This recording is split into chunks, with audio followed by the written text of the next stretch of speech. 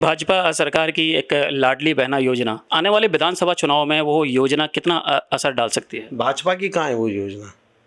वो योजना तो सुनील शर्मा की है।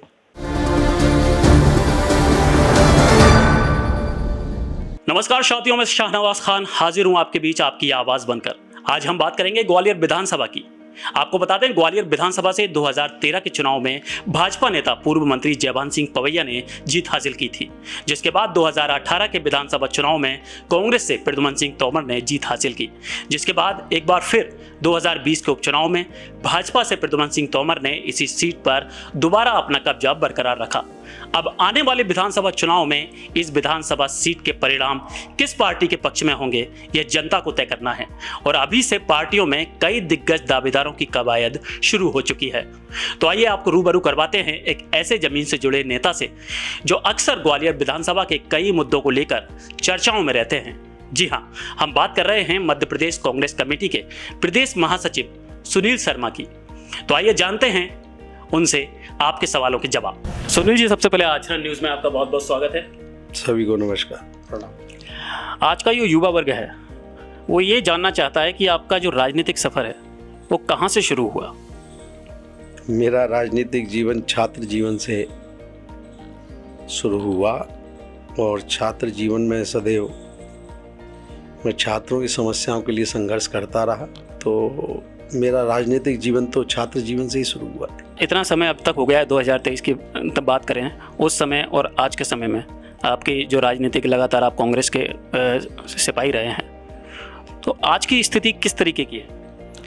देखिए, आज का जो राजनीतिक परिदृश्य है वो बदल चुका है। पहले राजनीति होती थी, एक प्रतिद्वंदी के प्रति भी एक अच्छा भाव होता था मन में, लेकिन आज जो राजनीति हो रही है और वर्तमान में अभी जो राजनीति चली जा रही है, जिस तरीके से व्यक्तिगत द्वेषता, व्यक्तिगत नुकसान करना, एक दुश्मन की तरह राजनीति करना, ये जो अभी शुरू हुआ है ये एक अच्छी चीज़ नहीं है और इससे विकास अवरुद्ध होता है। अच्छे लोग सभी जगह होते हैं, पक्ष में भी होते हैं, विपक्ष में भी होते हैं। ऐसा नहीं है कि पक्ष है तो उसमें ठीक लोग नहीं हैं, ऐसा नहीं है विपक्ष है तो उसमें अच्छे लोग नहीं हैं। लेकिन जिस तरीके से अब द्वेषता की राजनीति आज हो रही है वो बहुत दुखद है। मेरा अगला सवाल है कि ग्वालियर विधानसभा क्षेत्र में आपकी छवि एक संघर्षशील नेता की है, लेकिन आपका संघर्ष आपको और आपकी पार्टी को राजनीतिक फायदा नहीं दिला पाया है। क्या इसकी वजह पार्टी की गुटबाजी है? इसको मैं सिर्फ इतना कहूँगा कि मैं कर्म में विश्वास रखता हूँ। राजनीति मैंने हमेशा मानव सेवा सर्वोपरि मानकर मैंने राजनीति की है। और एक छोटा सा उदाहरण देता हूँ कि आपने बड़े बड़े नेता, पक्ष विपक्ष सभी हैं, लेकिन मेरा काम करने का तरीका बिल्कुल ये मान के चलता हूँ मैं कि मानव सेवा, जितनी दुआएं आप ले लो वो यहाँ भी काम आएंगी और ऊपर भी काम आएंगी। ये बात सही है कि जो राजनीति है, आज की राजनीति, मैंने कहा ना, आज की राजनीति में कहीं ना कहीं मैं अपने आप को असहज महसूस करता हूँ कि राजनीति में दबाव बनाना। कई नेता ऐसे हैं जिन्होंने कहा कि मैं राजनीति से संन्यास ले रहा हूँ और उसके बाद दबाव बनाया, आप समझ गए होंगे, टिकट हासिल कर लिया, उसके बाद आज मंत्री हैं। ये राजनीति मैं नहीं कर पाया, तो आज वो मंत्री हैं, मैं यहाँ हूँ। विधानसभा चुनाव नजदीक हैं, तो इस बार विधानसभा चुनाव में कौन कौन से मुद्दे हावी होने वाले हैं? देखिए, जनता तो तय कर चुकी है और जनता का जनादेश और आशीर्वाद तो कांग्रेस पार्टी को मिला था।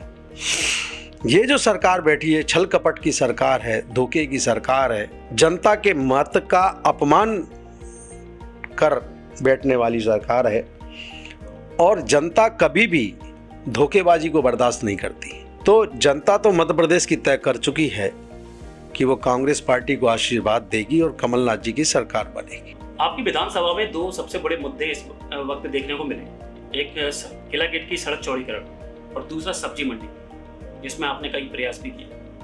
तो क्या इन दोनों मुद्दों के असर इस विधानसभा चुनाव, आने वाले चुनाव में असर डाले? देखिए, मुझे झूठ और फरेब की राजनीति से सख्त नफरत है। मैं खुद साथ था प्रद्युम्न सिंह जी के, जब वो कांग्रेस पार्टी में थे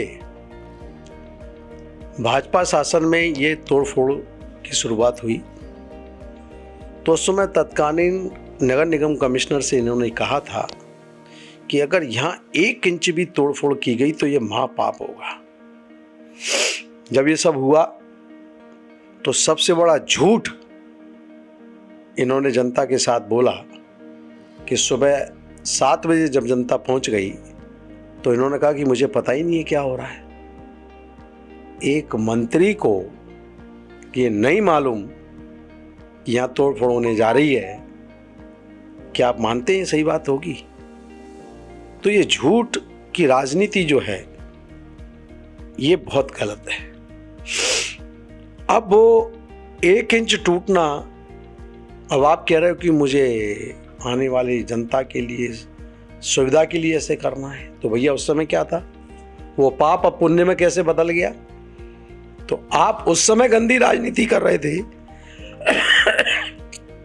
या अभी आप स्वार्थ की राजनीति कर रहे हो? फिर मैंने ये कहा कि उनको एफआईआर के तहत उनको मुआवजा दो, पहले उनका विस्थापन करो, कुछ नहीं।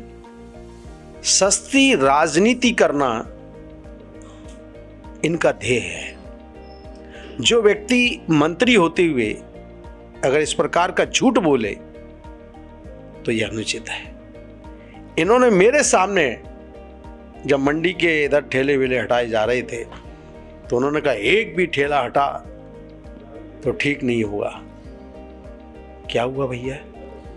आपको कॉम्प्लेक्स बनाना था तो आप इंटक की वो जो जगह है वहां कॉम्प्लेक्स बना लेते। 80 फुट अंदर मंडी, आपके कौन से यातायात में बाधा थी? क्या दिक्कत थी आपको? ये ग्वालियर विधानसभा गरीबों का क्षेत्र है। या हमको कॉम्प्लेक्स नहीं चाहिए, हमको रोजगार चाहिए।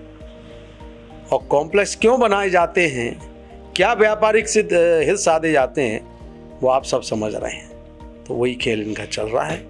मैंने पुरजोर विरोध किया, मुझे जेल भी भेजा गया, मेरा नुकसान भी किया गया, लेकिन मैं जनता की अदालत में जाऊंगा और जनता इसका न्याय करेगी। मेरा अगला सवाल है कि आपके विधानसभा क्षेत्र में जो जाति समीकरण बन रहे हैं उसमें आप खुद को कितना फिट पाते हैं? क्या आपकी इस क्षेत्र से चुनावी तैयारी है? देखिए, मैं जाति और धर्म की राजनीति नहीं करता।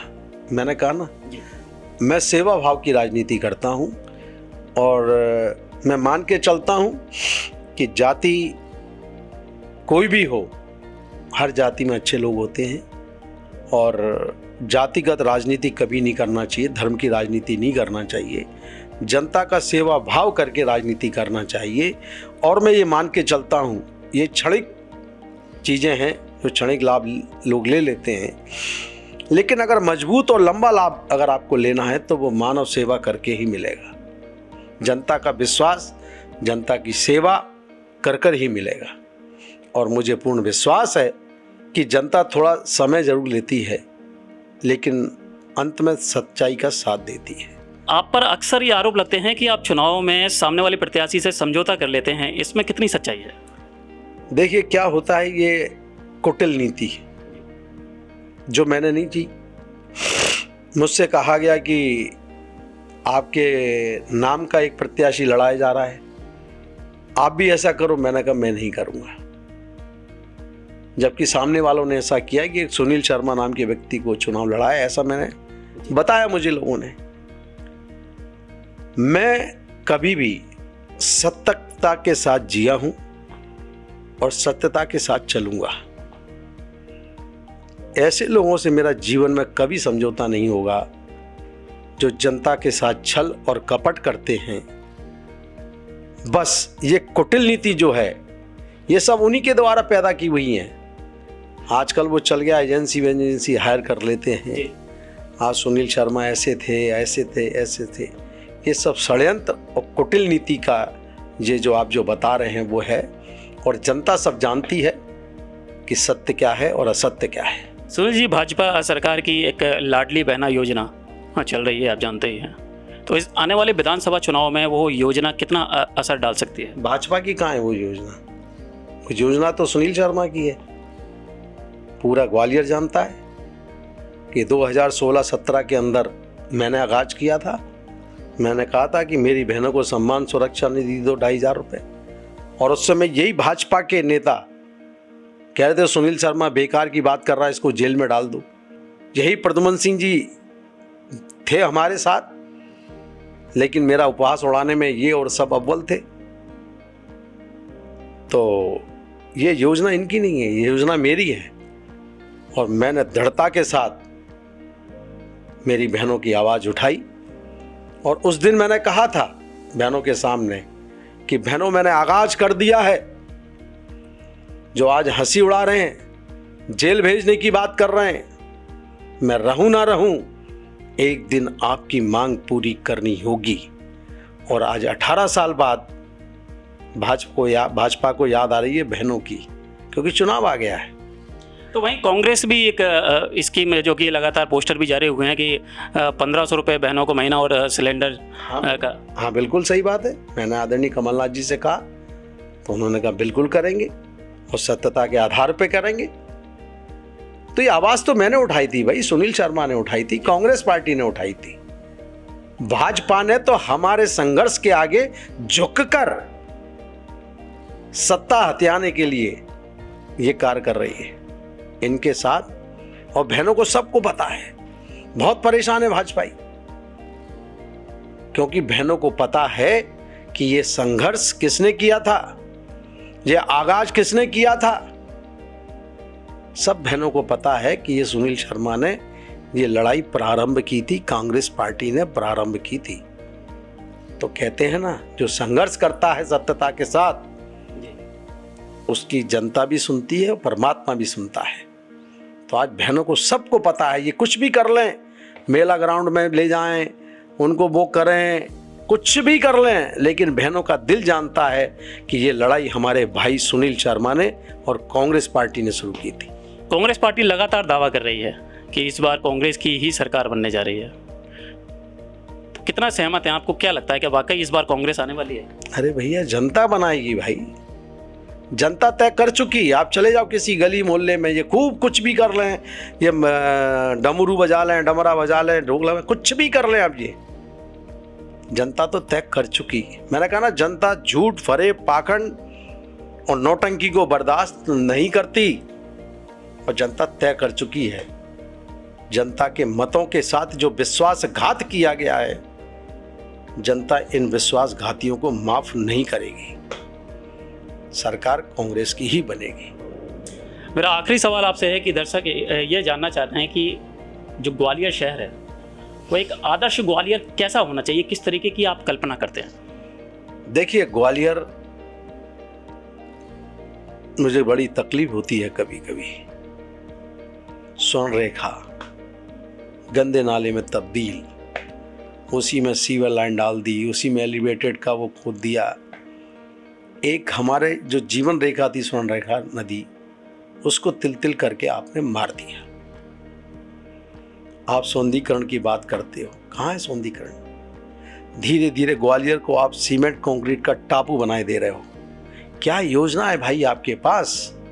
ग्वालियर स्मार्ट सिटी क्या दीवारों पे चित्र बनाने से बन जाएगी, या बाहर गेट, स्वागत गेट बनाने से बन जाएगी?